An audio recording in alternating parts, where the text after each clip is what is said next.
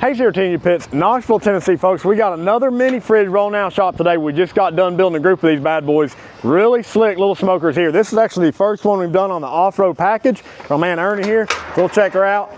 Now inside, just like all of our bigger fridges, guys, we got 3 sliding trays, all right? You got about 1,400 square inches of cook space in this cooker. Of course, you got your fire scraper as well. It's a nice setup. Now this is still a reverse flow. So we got 2 removable plates down here that directs the heat all the way across and then back out of the stack. Cooks pretty even in there. We're firing or cooking 3 briskets on another one right across the way here. He did upgrade to the stainless steel front shelf as well. Still got your paper towel utensil holder down there. Come around to the firebox. Now this is our insulated firebox. You can get it with insulated or non-insulated.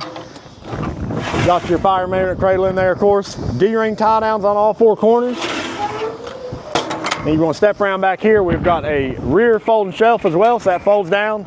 Nice little area, prep off of, serve off of, fold it up when you're done. Boom, it's like it's not even there.